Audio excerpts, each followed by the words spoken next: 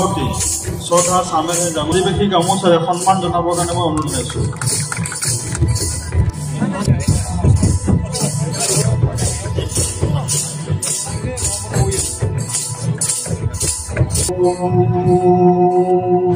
আৰম্ভ কৰিব ওলাইছোঁ আৰু শুভাৰম্ভ স্থাপন কৰিব শ্ৰদ্ধাৰ প্ৰতাপ ঠাকুৰ ডাঙৰীয়া।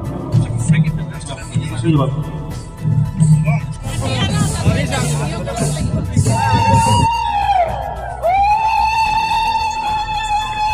1826 চনত ইয়াণ্ডাবু সন্ধিৰ পিছতে ব্ৰিটিছসকলে ছোটানাগপুৰ নামৰ যি অঞ্চল আছিল সেই অঞ্চল পিছলৈকৈ বিভক্ত হৈ পেলাই ছত্তীশগড়, ঝাৰখণ্ড, বিহাৰ, মধ্যপ্ৰদেশ, অন্ধ্ৰপ্ৰদেশ, তেলেংগানা, পশ্চিমবংগ, অসমৰ এটা অংশও আছিল সেই সময়ত ছোটানাগপুৰ নামৰ এই অঞ্চলটো।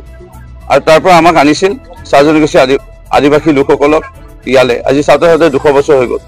কিন্তু 200 বছৰ যদিও হ'ল ভাৰতৰ স্বাধীনতা হোৱা আমি এবছৰ পিছতে 80 বছৰ আমি চুম।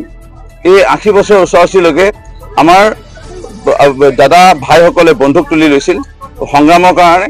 আৰু এই সংগ্ৰাম আছিল নিজৰ আত্মৰক্ষাৰ বাবে, নিজৰ সমাজৰ উন্নয়নৰ বাবে।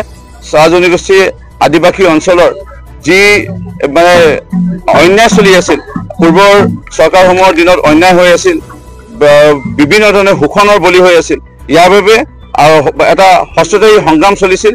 আৰু ইয়াৰ সংগ্ৰাম প্ৰায় 40 বছৰ 50 বছৰ ধৰি স্বাধীনতা হোৱা কেইটামান বছৰ পিছতে এটা হস্তদায়ী সংগ্ৰাম চলিছিল। এই সংগ্ৰামৰ লৈ কোনো সন্মান কোনো চৰকাৰে নিদিলে।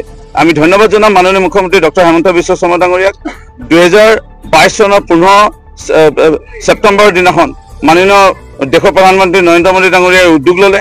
মাননীয় গৃহমন্ত্ৰী অমিত শ্বাহ ডাঙৰীয়াৰ উপস্থিতিত আদিবাসী শান্তি চুক্তি স্বাক্ষৰ হ'ল।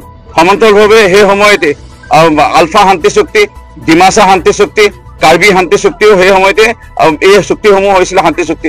আজি অসমখনৰ অন্যতম বৃহত্তৰ জনগোষ্ঠী চাহ জনগোষ্ঠী আদিবাসী লোকসকলৰ প্ৰতি যিটো ভাৰতীয় জনতা পাৰ্টি কেন্দ্ৰ ৰাজ্য চৰকাৰে সন্মান জনালে চুক্তি আধাৰত আজি আমাৰ হস্ত এৰি আজি আমাৰ যিসকল আমাৰ দাদা, আমাৰ খুৰা বা বৰ্তাসকলে আজি বন্দুক তুলি লৈছে তেওঁলোকে এতিয়া উন্নয়ন পৰিষদ পাইছে।